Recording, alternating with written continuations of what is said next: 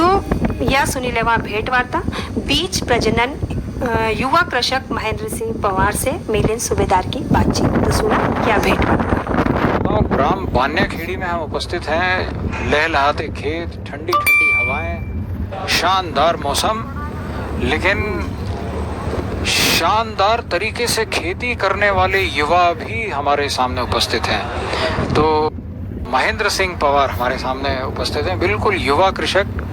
तो महेंद्र सिंह पवार जी, आप पढ़े लिखे और नए पीढ़ी के किसान हैं, और हमने जो अनौपचारिक बात आपसे की उसमें ये पता चला कि आप जोखिम लेने की क्षमता आप में बहुत है। और जब आम लोग गेहूं या चना उगाते हैं या आलू की फसल लेते हैं, उस वक्त आपने सोयाबीन अपने खेत में डाला और बीज तैयार किया, और न सिर्फ उसका स्वयं इस्तेमाल किया और उसको जो बच गया वो बीज आपने बीज के रूप में बेचा भी। तो ये क्या था काम, थोड़ा हमारे श्रोताओं को बताइए।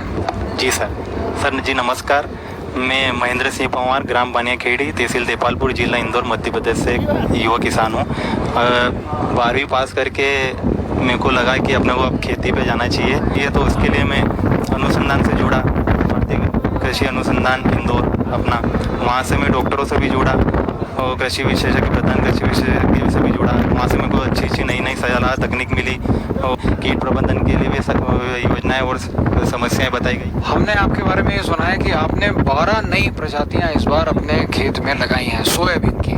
कौन कौन सी नई प्रजातियां लगाई, इतना बड़ा रिस्क कैसे लिया आपने? जी सर, कुछ वैरायटी मेरे को अनुसंधान से पर्याप्त मिल गई थी, लेकिन कुछ कम मिली थी मेरे को, जैसे 2 किलो, कुछ 3 किलो। तो मैंने 15 जनवरी के बाद मजदूर के से गरड़ निकाल के पेड़ जिसको बोलते हैं, वहाँ पे मैंने हाथ से चुपाई करवाई थी। तकरीबन 1 बीघे में मैंने 6 किलो बीज के मजदूर से रखवाया था गरड़ पर। उसमें मैंने सारे प्रबंधन किए जो अपने को अभी खरीफ फसल में होते हैं, वो सारे मैंने प्रबंधन किए। उसकी मैंने उत्पादन लिया तकरीबन 4 कुंटल 6 किलो बीज का। अब वो मेरे को पर्याप्त हो गया है। मैंने वो अभी तो लगाया, लेकिन जिस किसान भाई को नहीं मिल पाया था उनकी भी मैंने मदद की निःशुल्क, क्योंकि वो भी अभी बीज लगाएंगे तो उनको बढ़ेगा ही बीज, वो मेरे को मेरा बीज वापस दे देंगे, लेकिन उनका बीज हो जाएगा। ऐसे करके मैंने 6 वेराइटी लगाई थी जनवरी एंड में, 15 जनवरी के बाद, जिसमें मेरे को कुछ का ज़्यादा उत्पादन, कुछ का कम आया था। लेकिन मेरा ऐसा हो गया था कि 1 एकड़ का बीज पर्याप्त हो गया था 1-2 किलो से। ऐसे जो कौन सी वैरायटी थी और आपने लगाई तो आपको बहुत बढ़िया रिजल्ट मिला, वो बताइए। जी सर, मैंने 100 दिन में NRC 142 लगाई थी, उसका उत्पादन बहुत शानदार है सर। और अर्ली में मैंने NRC 152 लगाई इस वर्ष।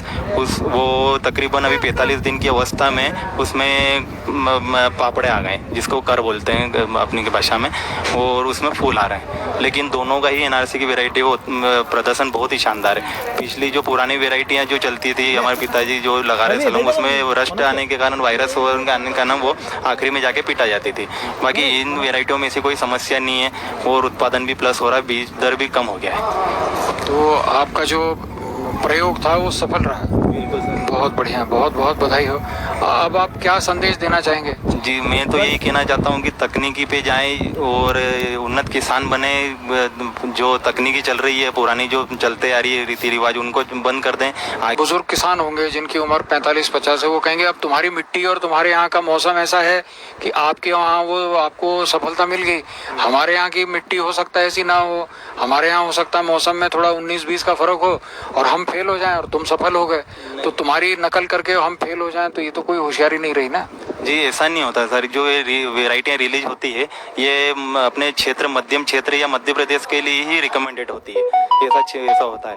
जैसे कि महाराष्ट्र के PZ के लिए अलग वेराइटियाँ रिलीज होती है सोयाबीन की, और जैसे कि उस क्षेत्र के लिए उनके लिए अलग वेराइटियाँ रिलीज होती है। ऐसा नहीं है कि आप दूसरे क्षेत्र की आपने इधर लगा लो, तो वो तो फिर गलत है। जैसे अपने क्षेत्र में ही वेराइटी आपकी ही, उन्हीं वेराइटियों का चयन करना है। मतलब जैसे पूरा मालवा क्षेत्र है, तो मालवा क्षेत्र के मौसम, मिट्टी के हिसाब से ही वो जो वेराइटी है वो सफल रहेगी, इस बात की मतलब पक्की बात रहेगी है। तभी वहाँ तभी यहीं पे रिलीज होती है सर वो। तो मतलब इसमें रिस्क लेने वाली कोई बात नहीं है। सर तो फिर कुछ महंगी होगी फिर नई वैरायटी, इसलिए संकोच होता है। जी जी, महंगी तो होती है, लेकिन वो अपने को महंगी सस्ती कैसे करना है। जो जैसे मैंने मल्टीप्लाई किया 2 किलो का बीज मैंने 2 एकड़ का बना लिया था, तो वो तो मेरे को अगर 2 एकड़ का बीज खरीदने जाता तो महंगा पड़ता।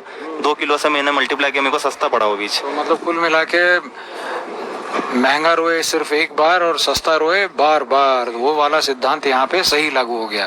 सर वो पुराना बीज जो है अपने पास, उसका बीज दर भी ज़्यादा रखना पड़ता है और इसका आधा रखना पड़ता है सर, तो कॉस्ट अपनी वहीं पे आधी हो जाती है। वो तो फसल चक्र है। अच्छा, ये तो हो गई खरीफ की बात और सोयाबीन की बात। रबी में क्या सोचा है आपने? रबी में क्या प्रयोग करने वाले हैं? जी, रबी में मैंने 6 वैरायटी गेहूं की लगाई थी, जिसमें 3 वैरायटी सर मैंने मजदूर से चुपवाई करवाई थी सर, एक दाना रखवा कर। जो मेरे को बीज कम मिला था, मैंने तकरीबन 6 किलो का एक बीघे में लगवा लिया था, और उत्पादन भी जो सीडील से लगवाई थी 20 किलो वाला बीज, उससे 6 किलो का उत्पादन बराबर ले लिया था सर। थोड़ा सा कॉस्ट मेरा मजदूर का जरूर आया था, लेकिन बीज दर बहुत कम हो गया था, मतलब कहाँ 6 किलो और कहाँ 20 किलो सर गई थी उससे। तो महेंद्र सिंह पवार, सफलता का एक बड़ा नाम आपने इस क्षेत्र में कमाया है, और आपको निश्चित रूप से यहाँ सभी आपका मार्गदर्शन लेते हैं, जबकि आपकी उम्र बहुत कम है। मेरे हिसाब से तो आपकी उम्र 30 के कम ही दिखाई दे रही है, 27 साल की है। शासन की ओर से आपको क्या क्या प्रोत्साहन मिला है अभी तक के? जी, अभी तो सर कोई सा भी प्रोत्साहन नहीं मिला उनका, लेकिन हाँ, मैं जो तकनीकी होती है वो, जैसे कि सब्सिडी योजना जो होती है वो उसमें जरूर जाता हूँ, वो लेने की कोशिश करता हूँ। जैसे कि अभी भी कोई सब्सिडी योजना मिली थी, उन पे मैंने वो किया है, आवेदन किया है, देखो उसमें हो जाता है। तो बिल्कुल हर बार ये योजनाएं भी अनुसंधान जाता हूँ, वहाँ पे भी हमको बहुत सारा चीज़ सिखाया जाता है कि आप इस चीज़ में जाइए, इस उद्योग में जाइए, ये कार्य कीजिए।